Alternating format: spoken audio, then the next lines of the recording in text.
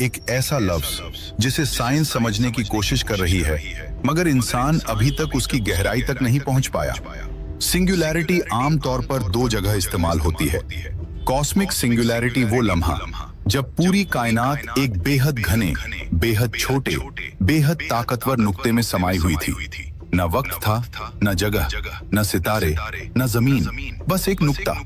फिर एक धमाका नहीं, बल्कि एक फैसला हुआ और एक्सपेंशन शुरू हो गया। मॉडर्न फिजिक्स कहती है स्पेस और टाइम खुद उसी सिंगुलैरिटी से पैदा हुए, यानी वक्त भी कभी नहीं था, वक्त भी बनाया गया।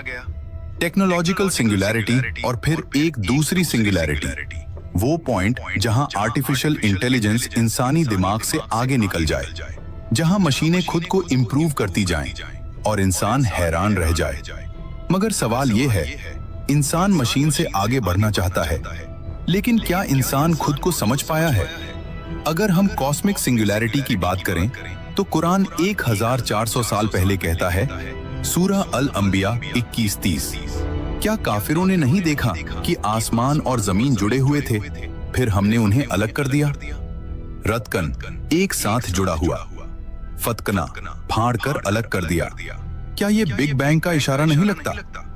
फिर सूरह फुस्सिलत 41:11 में आता है, फिर वो आसमान की तरफ बढ़ा जब वो धुएं की हालत में था।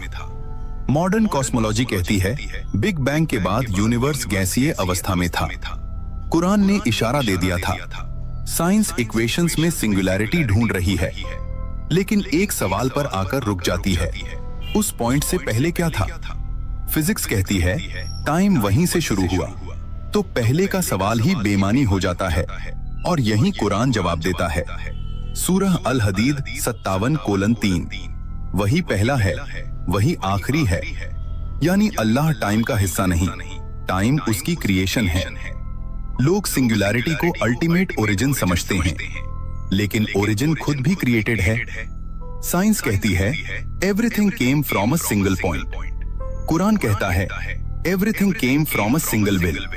एक इरादा, एक हुक्म, कुन, और कायनात फैल गई। इंसान सिंगुलैरिटी तक पहुंचना चाहता है क्योंकि वो अल्टीमेट ट्रुथ ढूंढ रहा है। मगर अगर वो कुरान खोलकर पढ़ ले तो समझ जाएगा सिंगुलैरिटी कोई फिजिकल नुक्ता नहीं, वो एक डिवाइन डिसीजन था, एक हुक्म। और जब अल्लाह ने कहा हो जा, तो न सिर्फ कायनात बनी,